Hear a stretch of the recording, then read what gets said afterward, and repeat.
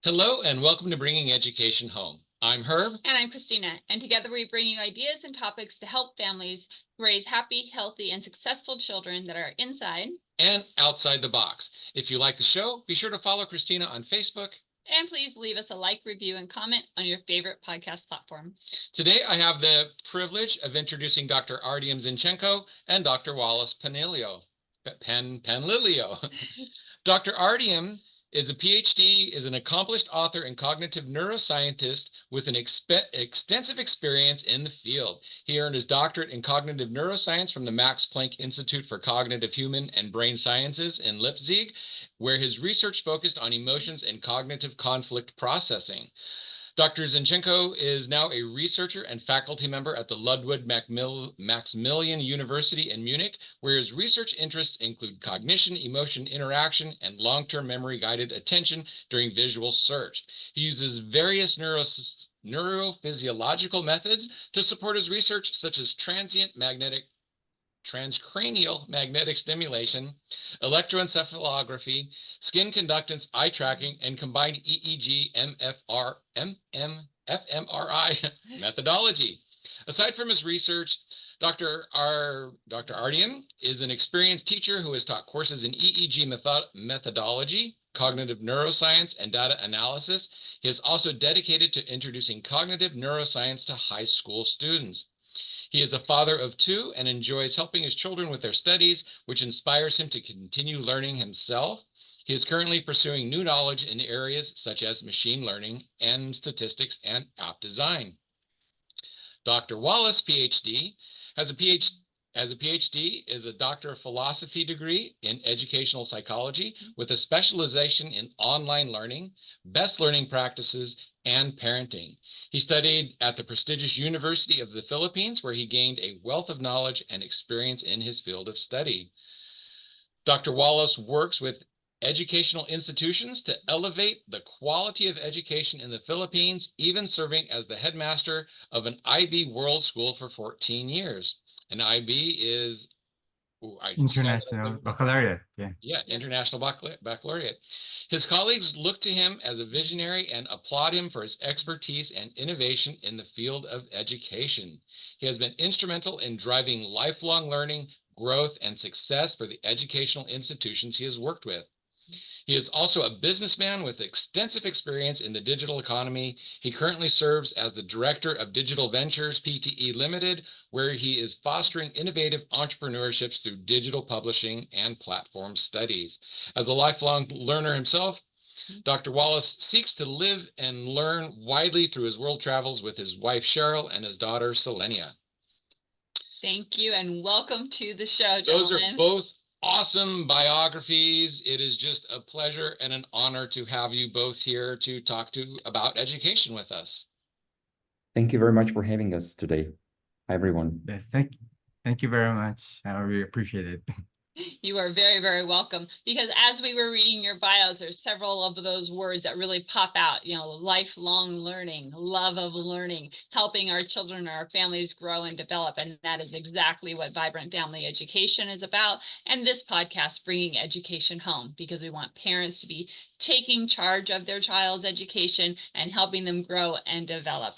And the best part about it is that you two have done this awesome job of writing a book called The Wisest Learners. And we were reading this book and love absolutely everything that you're saying, because you're like research-based, do these things. And me as a 27-year teacher is like, yeah, those things always worked in my classroom, or those things always worked with the families that I worked with. So I love the synergy and the connection that we have here today. Thank you. So we always kind of like to start with the first question is, what got you into wanting to study and research for this book, right? We want your background. What was your key turning point? Why is this book important to you? So who wants to go first? Okay, I'll start out first. Okay. So I have been a school headmaster for around 14 years.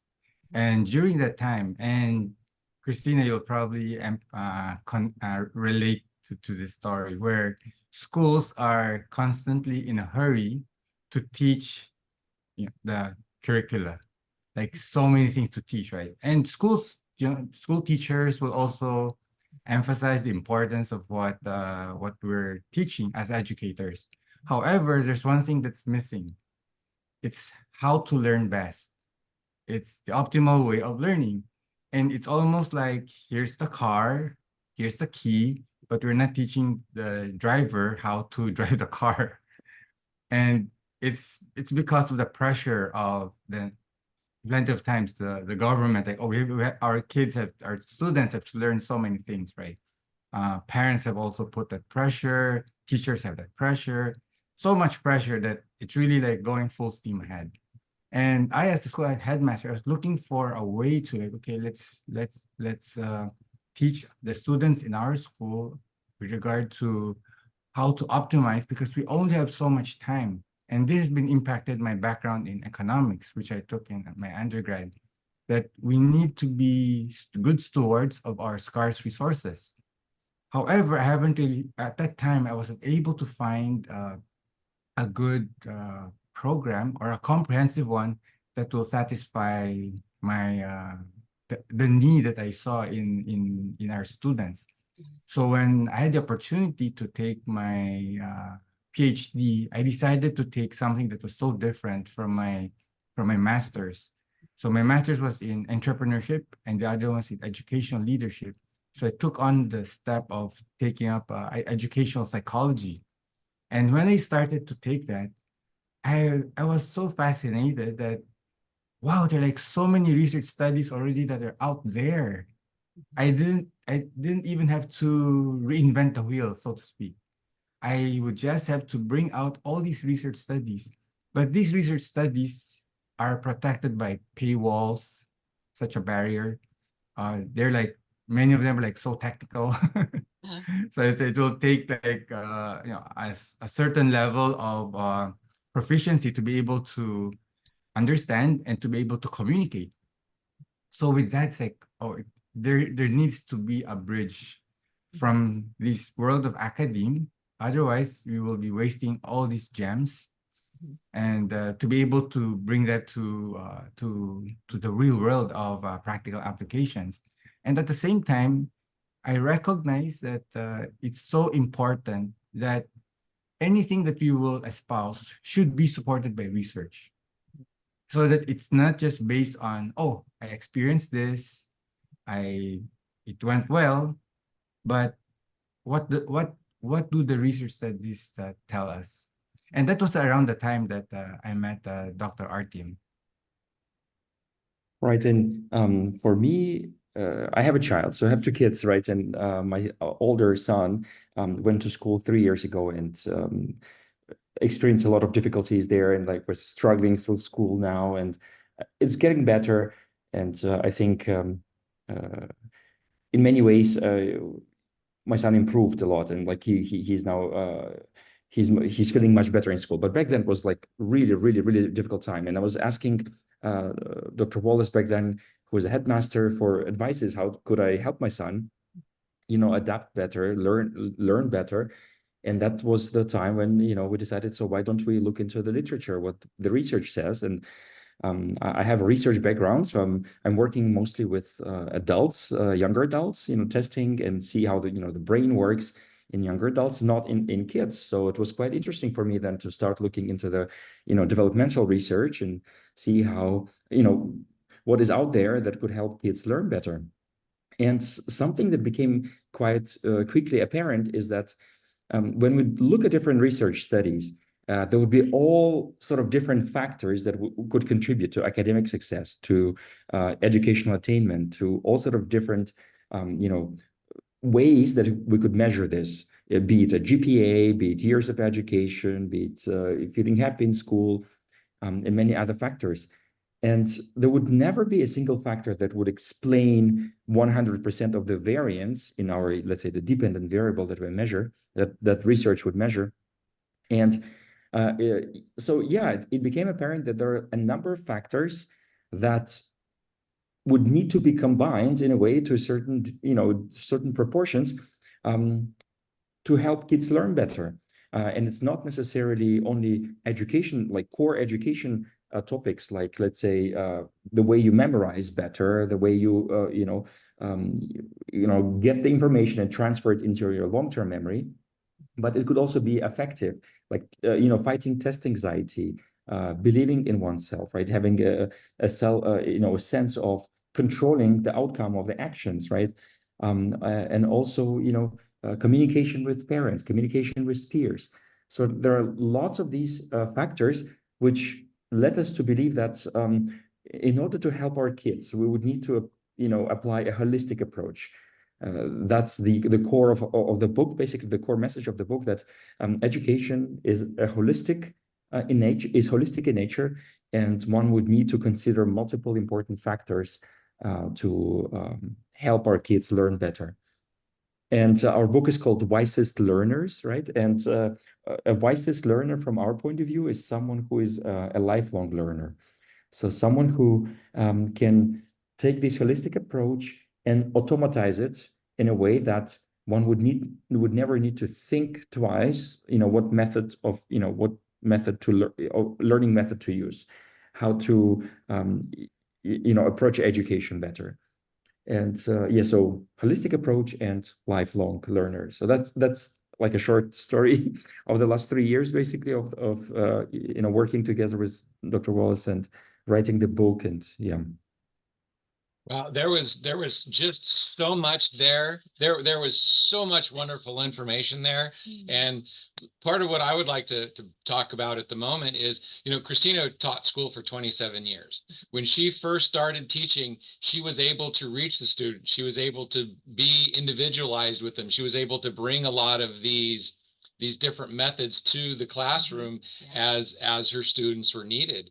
But over the last years, especially the last 5 or 6, those abilities were taken away from her, and the government's like, oh no, you need to teach this way, you need to be on this page of this book at this date. And so the education, the teaching the children how to learn and what to learn was gone, and it was like, no, you just help them get past this test. And so that's kind of why she got out of education and we started our school. And I hurt my head, and so my reading got really weird after I hurt my head. So sometimes my cognition when I'm reading doesn't stick around very well. But I've been reading your book, and some things really jumped out at me. So in chapter 2, you talk about the parent engagement cycle. And so now that we're helping parents get their kids out of school, the most important was the social, I'm missing the word because that's part of the thing, is the way that parents talk about school. And the least important was, of the 3, even though it's still important, the least important was having the children do more at home. But as we're actually helping people become homeschoolers, where does that distinction kind of help? Where does the parental engagement kind of come through in the homeschooling? Because we are about holistic, we are about talking about education, we are about the communication, and the engagement aspect of it from the homeschooling does that interfere in the homeschooling world? Can I ask Dr. Artyom to share the study first, and then Yes. okay.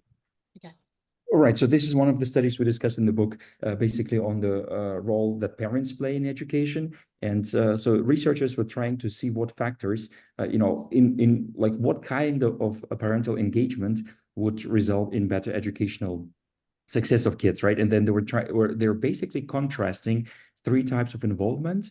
So there would be home-based involvement, basically when parents would be, speaking to kids about, would be trying to kind of develop some drills, making sure that they do homework well, or like do the homework, and developing some sort of activities, educational activities at home, basically pushing the core education or learning part of education.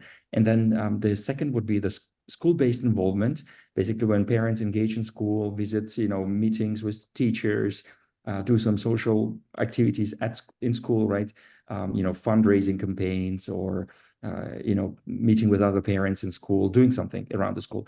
And the third type was academic socialization.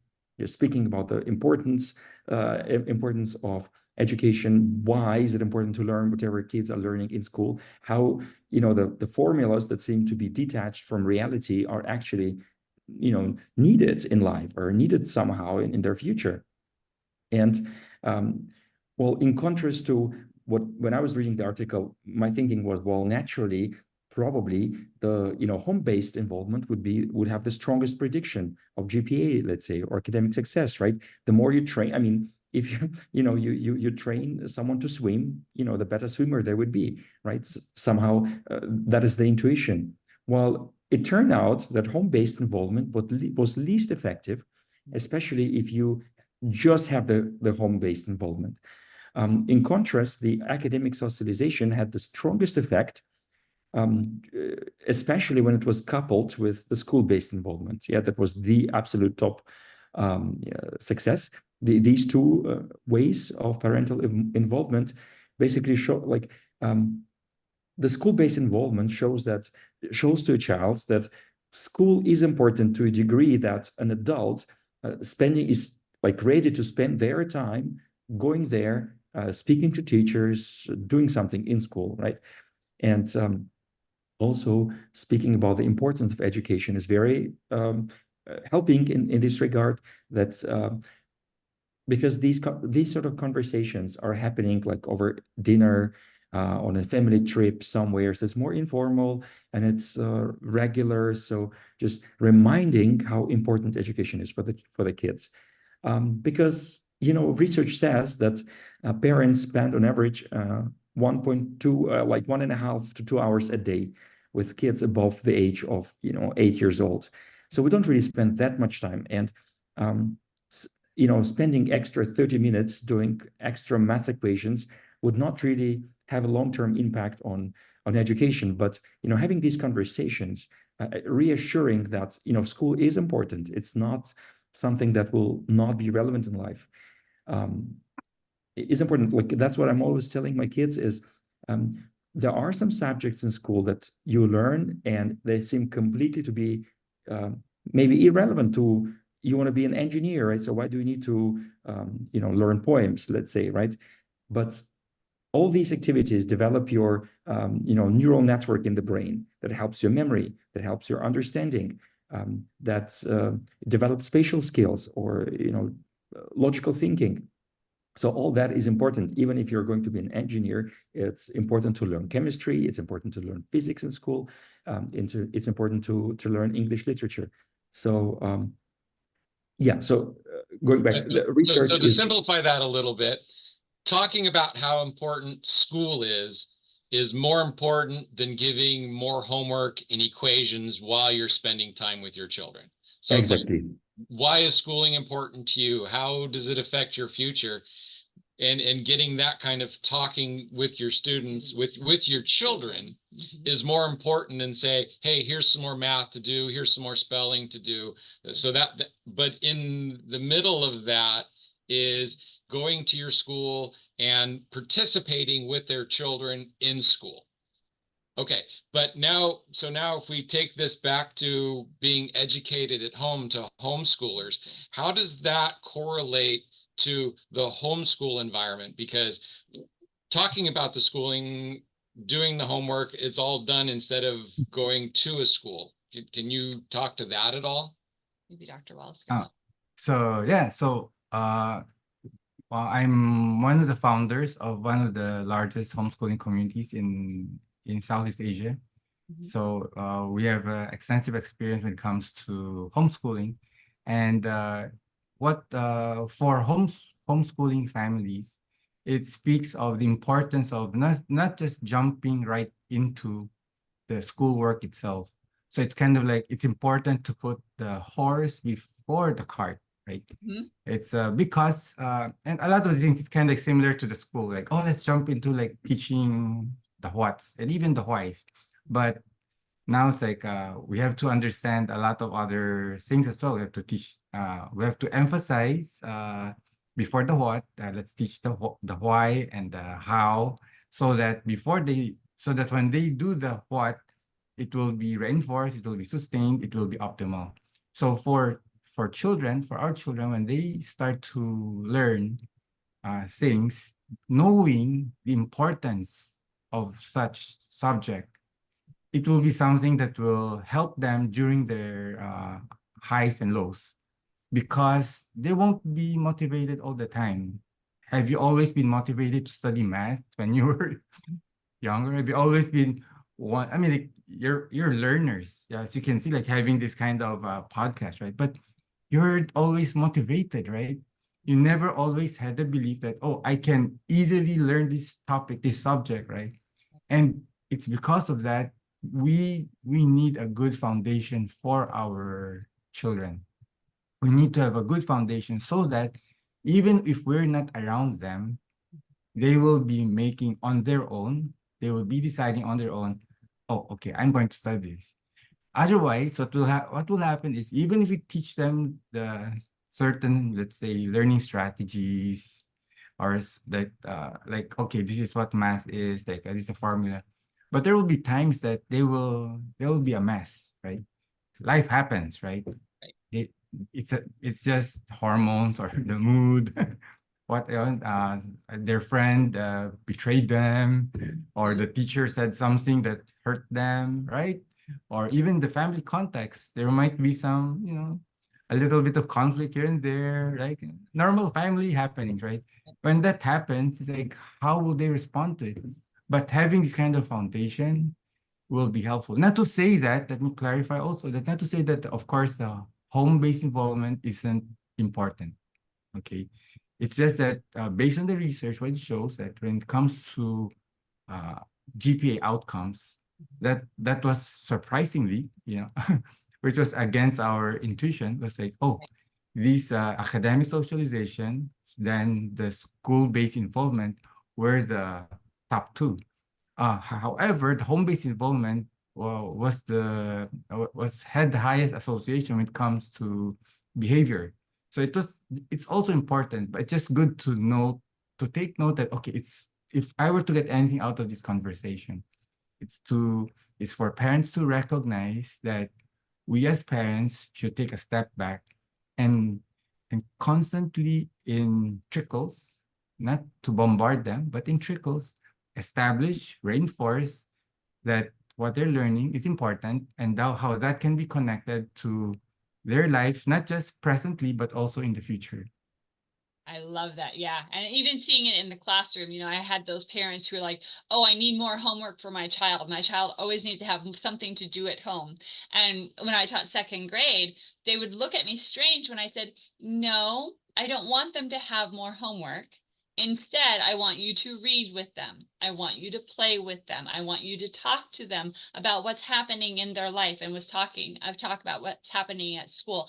And they would like, but no, they need more practice. It's like, no, they need to experience life, and they need to know that you care about what they're doing and their schooling. So I think that's pretty much what we're saying, is that, yes, it helps to practice because that way they don't forget, but talking about it and enjoying is more important. Yeah, and when people come to work with us, Yeah. we don't like say, oh, you got to get your children started right away. We say, step back, give yourself a break from the school environment and start talking with your children about why you're taking them out of school, about the family values, about why education is important, and about why you're doing this so that you can actually improve their education outside of what they're getting right now in our school system.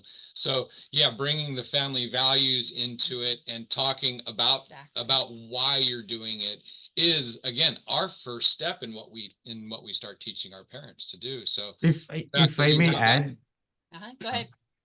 so if I may add, you mentioned the phrase, right? Family values.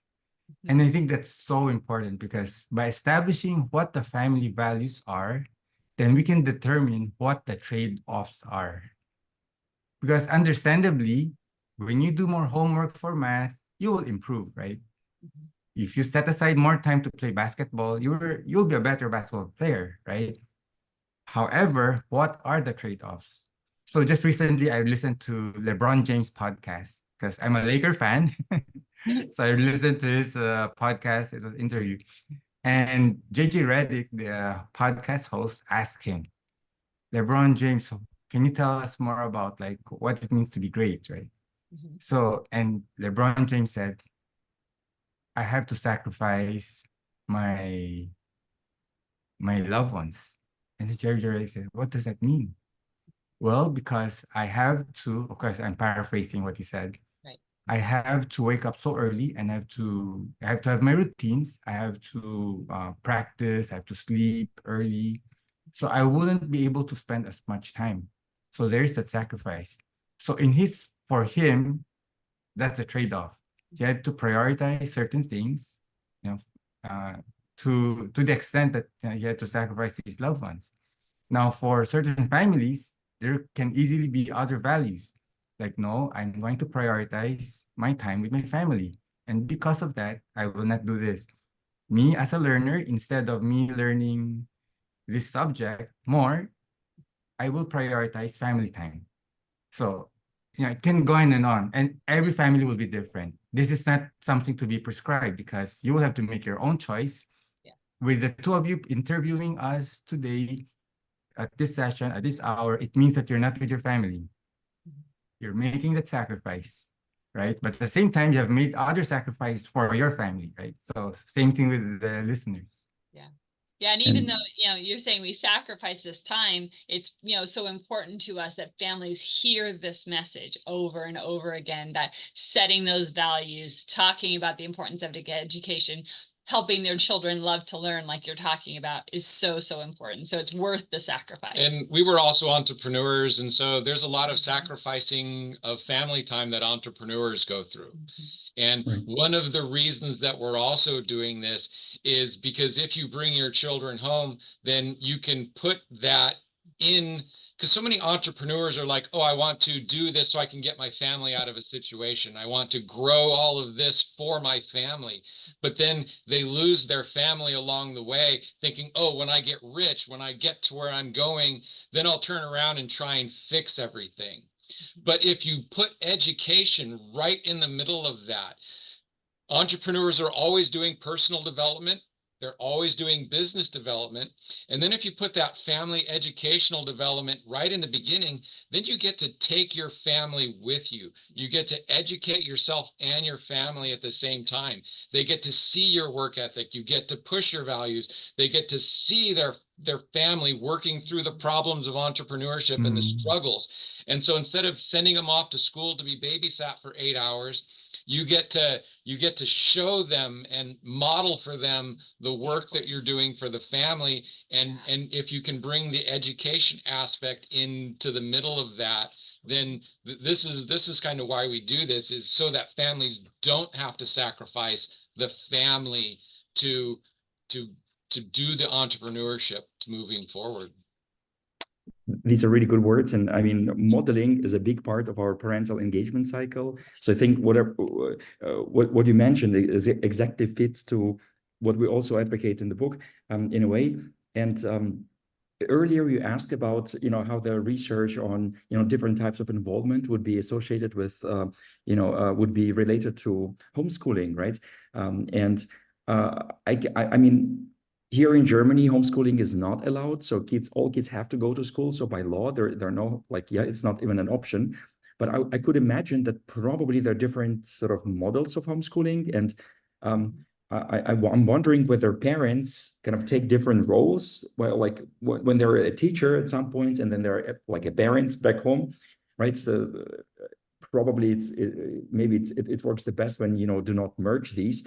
And I guess then it still is important, these sort of communication, like social engagement, right? Speaking to children, as you, Christina, mentioned, speaking to parents when you were teaching. So, and I think we've all experienced it to a certain degree during the Corona time when kids could not go to school. I'm not sure if it's at least in our part of the world that was the case, right? So that very much so. Yeah. Parents had to, in a way, experience homeschooling, in a way. So, right. So, I guess it's the outcomes of these, like the findings from research would still very much apply to homeschooling as well. Absolutely. Yes. Got it. Yep. Okay. Great answer. Thank you. Yes. So one of the things that we want to talk about a little bit is that, many of the schools and everything, they emphasize like test scores and grades and all of that kind of stuff. How can your book kind of help parents move past that a little bit more to nurture their children in a different way instead of just focusing on the grades and the test scores and stuff like a school system would? Right. So in the book, we discussed that over the years, in a typical K-12 education system, kids would experience about 112 big exams and tests, not to consider smaller quizzes and the reports they have to make and evaluation. So basically, the whole school is about grades and about being evaluated, about receiving feedback. And oftentimes, it happens so that the relationship between children and their parents would depend on the grades. Yeah, so some of grades would be put in between our relationship. So my attitude towards you, as if, would be defined through your GPA. Basically, if you have good grades, I'm positive. I praise you, and you're a good child. And if you have worse grades, then we are in trouble, right? But that's really, really difficult. That's really a problem, because in the long run, it may lead to such difficult circumstances like test anxiety, for instance. All right, children would be worried about the potential negative outcomes of test taking, that's not only related to their education, especially like in elementary school and in middle school. That's where the test anxiety peaks, actually. Statistically speaking, where children would be thinking, catastrophizing, like, I'll fail my test, I'll be kicked out of school, and I'll not find a job, and this type of thinking. This is one thing, but the next step would be that my relationship with parents. I'll get a bad grade, I'll fail a test, and then I would have some hard feelings of my dad or my mom. So this needs to be considered in advance.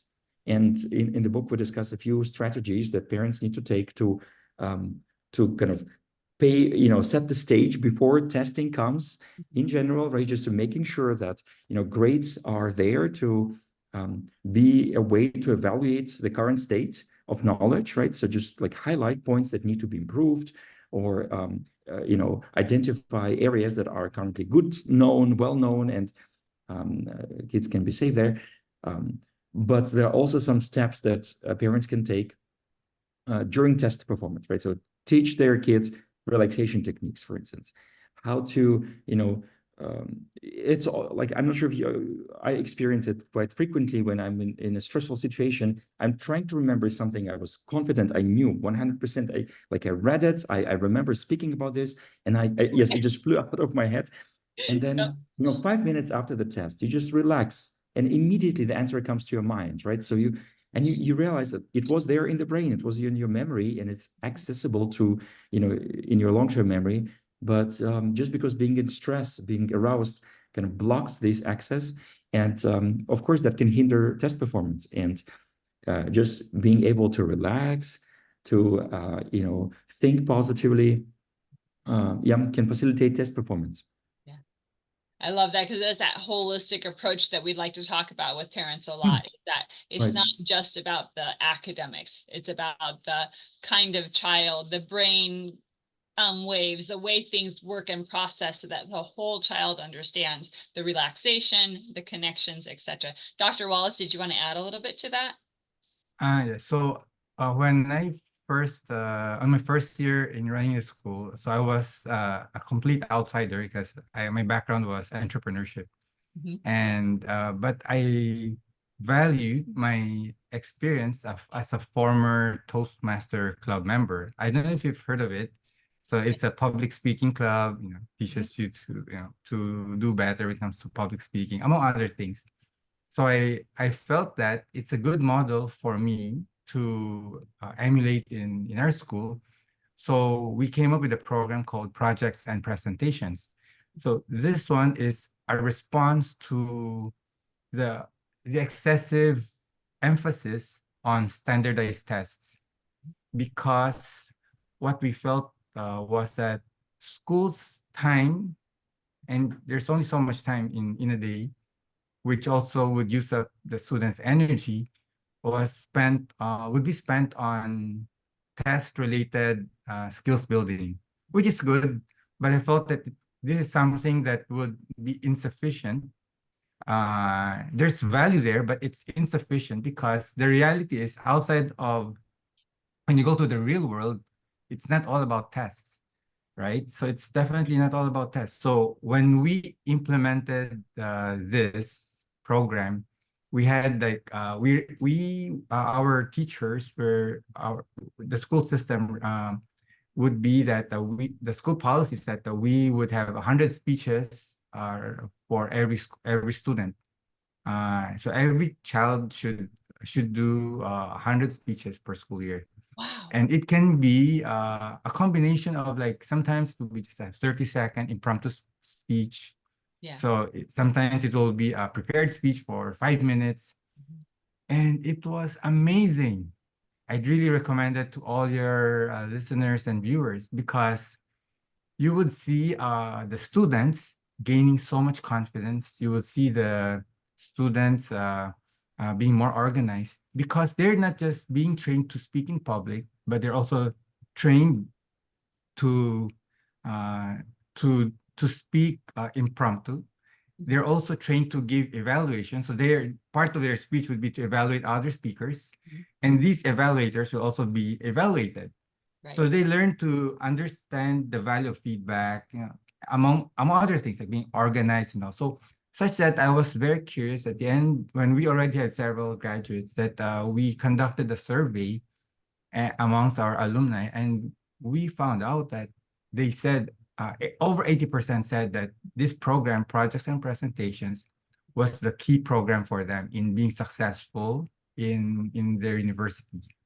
And that was amazing. That was an amazing revelation for us because we taught so many other things. We had like Singapore math, we had like all these like science. It's like very hands-on, experimental. It's like I mean we were such a progressive school, so it's like but projects and presentations uh, was the key program that made such an impact. And to not to, of course, undermine the value of testing. It's it's part of life, and tests we all have to deal with it one way or the other.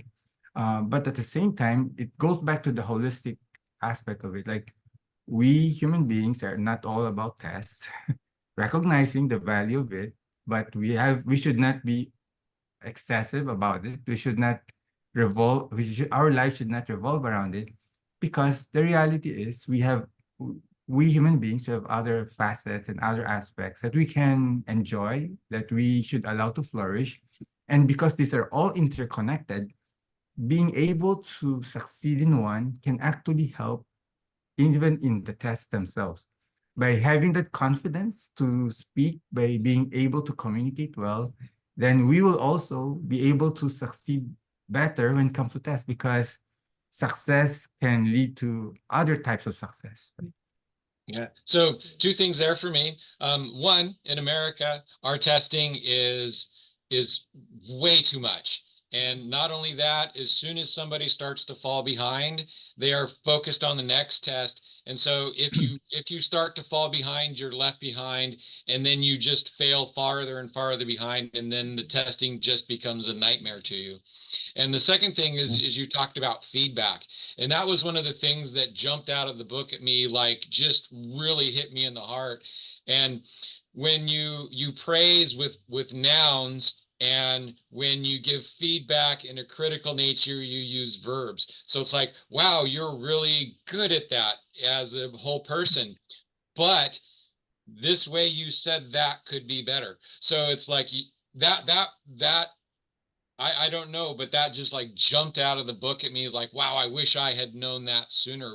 Can you expound on that feedback? Because that feedback portion, even in the professional world, it's like trying to give feedback to somebody you're working with. They can get so offended and just like, oh, I do, and then just quit or leave because or just shut down. or shut down. So feedback to children, and let's go into that a little bit. Who wants to go first? If I may, Dr. Artyom, because it's Please like go ahead. I want to share the story about like I was having a conversation with my daughter, and what she shared with me was made an impact that I remarked that her name's Sweet. Sweet. What you did was I observed that you showed empathy to your friend. But I added it, in addition, I also shared that, Sweet, you are such a person of empathy. So you can see the two compliments there, right? One, I complimented her with in terms of her action, but the other one was a compliment based on her identity, Right. right? Now, we were inspired by Dr. Adam Grant's book, The Originals, for this particular section when he also talked about this topic, where when you use nouns, it connects to a person identity. When you use verbs, it connects to the action, but not to the identity, just the person's action, right? So if it's positive, you would really want to emphasize when it comes to the identity, right? Person of kindness, right? Person of compassion, person of wisdom, right? But when it comes to like areas for improvement, though, we switch it because you don't want to make it like a negative identity when it comes to negative aspects. So, for example, let's say a child let's say was dishonest in saying something, right? So instead of saying Johnny, you're a liar, Mhm. right? Right. So that cuts deep right into the person's identity, like, Yeah. and that those words can go on for a lifetime. Like we have at counseling, even with adults, where like their parents said something. It's like because it went to their sense of identity, it cut deep, right? So in terms of areas for improvement, it's better to focus on the action. Like Johnny, you did not say you did not tell the truth yesterday, for example. So then that manages the correction by not connecting to the person's sense of identity. And in the workplace, it's the same thing because we're all human beings. When you tell somebody that where it's like about their identity as a person, even if we have the best of intentions, but when we say it in such a way that goes to their sense of identity, it will be more hurtful for sure, right? Because like, especially if you're just, you don't really have that kind of relationship, it will be even more hurtful because, oh, the person doesn't know me and I would be criticized in a way that cuts deep into my sense of identity, who I am. Like, who does he really know me? He doesn't know me, right? And so any correction in principle should just really be focused on the action. Our next edition, we talk about nouns, adjectives, and adverbs. Sorry, nouns, adjectives, and verbs, I mean. So in the book, we only talk about nouns and verbs, but there's actually another layer to it. But that will be for the next edition of the book. So, for instance, if a Doctor, child did really poorly on a test, it's like, hey, I know you're really smart, but this test just seemed to be missing something. So let's look at what was missing in this test or what you missed in this test. Instead of you did horrible on the Instead test. of so instead of You're like not that smart. right. So instead of wow, you're not smart, it's like wow, you're really smart, but we missed something in this test. So the missed becomes the verb that shows that there was something missing in the test that we didn't do well. And one of right. oh, we would qualify though, which is another aspect to giving feedback. We would rather focus on the effort and not so much on like branding the labeling, whether it's smart or not so smart, because that creates a different set of challenges. So for example, when you say like let's say, of course, we would probably know already like, oh, we shouldn't say you're dumb or you're an idiot, right? That's something that's kind of like we kind of instinctively know, although we probably Not even some parents would. necessarily you're really smart, but you put a lot of effort in is better than saying Yeah. smart. That's right. Putting the efforts, like it's much better than much better than saying that you're smart. Because So then if they also miss when something we, and they don't feel smart, then that might mess with their self-image. But if they know they're putting in an effort and they put in effort, then whether they do well on a test doesn't affect their self-image Yeah. as of smart or not. Is yeah, that how that works? oh, because also in putting a label of smart, like smartness of being smart, is that we are setting themselves up for possible failure. So let me clarify that. So when I was a student, so I would be kind of like labeled as like, oh, one of the smart nerds. You know, in fact, if I so the thing though is like there will be times when I would struggle with certain subjects.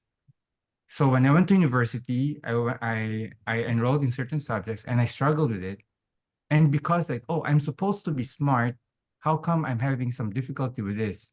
So what did I do? Drop out. Mhm. Because if I'm smart, It it should should be be easy, right? Mhm. Right? Yep. So we all have to go back to like effort. Mhm. It's kind of like a recalibration. So whether you're like, because at the end of the day, all have to put in effort to improve our proficiency, our skill sets. So so we have to calibrate how we are also giving feedback, not in terms of whether they're smart. And of course, as parents, we would want to we believe that our children are quote unquote smart in every Yep. in every way, right? Of course. But at the same time, it will do them good. It will be better for them if you instead focus on how much effort they put in. Because if they don't, even if they would do well in a test, but they didn't put in the effort, that's still a conversation that you can have with them, right? Right. Okay, you did well, but the reality is, I know you just played video games, right? Then you can have that conversation, right? Because that will not serve them well in the long run, right? We're like, oh, they're just coasting and just they're doing well, but because at some point they're going to encounter something that's going to be much more difficult, right? And it's like, so what do they do? But if they're thinking that they're smart, it's like, oh, this is not for me. Yeah. And Dr. Artyom, it looked like you had something you wanted to jump in there with. Right. So in the book, we discuss a lot of different strategies how to provide feedback. And, the feedback should be, provided when you're calm. You should never provide feedback when you're aroused or like you're nervous about something, right? So take your time. And then as Dr. Wallace provided some feedback like nouns versus verbs, and adjectives. And a different aspect, what I feel also important is for kids to learn to receive feedback. So they should not take it personal, right? The feedback is there to help them improve and not to offend them, right? And, working in academia, writing research articles is very humbling in terms of receiving feedback, right? Because there would be several authors usually working on a single manuscript. And then some of these co-authors or collaborators would be, more mature researchers who publish like hundreds of works. And that would be always correcting your work and providing comments. And, this needs to be improved and that needs to be changed. In terms of language, in terms of statistics, in terms of theory. And I had experience supervising one of my master's students' works. And then we had some challenges in terms of providing feedback because the person would, accept it all as, take it all personally, saying, oh, so I'm a bad writer, or like, you don't like what I wrote. And at some point, we came to a stage where like the text could not have been improved anymore because the students just couldn't work on it. They were not confident anymore in whatever they were writing. So to avoid this in the long run, right? So children need to understand or need to be explicitly explained that feedback's there, it's for their own good, it's to help, it's not to offend them, even though it may sound harsh sometimes or may sound not pleasant. Feedback, often is not pleasant, but that's life, and that's where is it for. Love that. Absolutely love that, because well, so many people right now, they hear something and they're kind of offended at it. And it's like, no, wait a second, look at who's giving the feedback and why. First of all, they're trying to help you improve. So that right there should tell you not to be offended or not to take it too personally, right? But then, like you said, as children, we need to explain that to them so that they understand that later in life, people will be giving them feedback, not to offend them, not to make them mad, but to help them improve. And one of the things that I was going to ask was, lots of times I would say, I really respect you, or I really like you. And when you did this, that disappointed me. Or when you did this, I didn't see the results that I know could come from you. Does that kind of work with what you're saying? Exactly right. That's exactly the thing, right? Because you're not labeling a person as someone who is doing something wrong, right? But you say that you respect them or you like who they are, but it's action that you are criticizing, right? So an action is, is changeable. You can do things or not do things, while maybe sometimes it's quite difficult to change who you are. Like, yes, so you're not actually labeling a person, but yeah. Yeah. And going back to the effort part of that conversation, I was also a student athlete. So there were times where I had the game of my life. It's like I rose up and just did amazingly well, and we still lost the game. Right. And so, at that point is like, it's crushing because I did so well, but we still lost. And so, I didn't focus on the effort. And then there were times where it's like, I played a lackluster game, but we won. And it's like, oh, I'm a winner. But internally, I also know that I didn't put forth the effort, and it wasn't. So being able to focus on the effort, because sometimes not putting forth an effort and winning is actually worse than putting forth a great effort and losing. And so, being able to focus on the effort and is a tremendous little point there that needs to be made and focused on, because, as an adult, I can look back and see that, but had I been taught that more as a kid, it might have been more impactful. Yeah. Right. And you played team sports? Yes. Mm-hmm. Yeah. Yes. Yeah. Also, like, I mean, in team sports, it's not all dependent on you, right? So, I mean, Right. there are also team players, and but that's a good point, right? So that's sports is one of the things that we also advocate in book, that kids should try different types of, and it's a challenge, the efforts, the teamwork in sports can really help. And getting feedback in sports is a big thing, right? Coaches providing feedback all the time, I guess. So yeah. Exactly. Oh, this has been such a wonderful conversation. And I'm holding up the book one more time for the people who can see us on video, but if not, it's called The Wisest Learners Parents Edition. These two gentlemen have been working really hard to help families really make sure that they're looking at their children and helping them grow and develop in ways that are holistic, that are for the whole child, not just based on academics, but also what they need to have a good self-esteem and good confidence as well. Gentlemen, as we're wrapping up, what is a message that you want to give our audience members as we're kind of ending the show? What's something that you think that you need to say before we leave? So Dr. Artyom, we're going to start with you. Thank you so much. So education, or helping your children in education, is it's a long process, is a complex process that needs a corresponding holistic approach. And it's a challenging path, and that lasts for years. But I would say that all the parents out there who struggle with their children in school, and which I can perfectly relate to, there are tools, there are ways. It's all doable, and I think with enough effort, with confidence, and with the right tools, it's all possible. And I wish you all the best. Thank you. Dr. Wallace? Yeah. Now, we set aside 2 to 3 years of our lives to do the so-called dirty work, to do the hard work of doing the research, to putting it together, because we understand parents are so busy, so much pressure. Some are juggling with multiple jobs, with their businesses, and among other things, like having to manage health issues, so on and so forth. We believe that investment of your time in reading our book will help you in the long run, because at the end of the day, as parents, children are our precious gems, right? And that's the reason why we started with parents in our books, because this is such an important influence. Parents are such an influence in their children's lives that there's no way around it. And we deemed it so important for parents to listen and read our book, so that they will be able to make the most of their journey in parenting. You know, and I love I that. mentioned this earlier, but I hurt my head, and reading has become kind of problematic for me. But I picked up this book, and I was able to read, and I was able to understand, and the way it was presented just kept me going. So Mhm.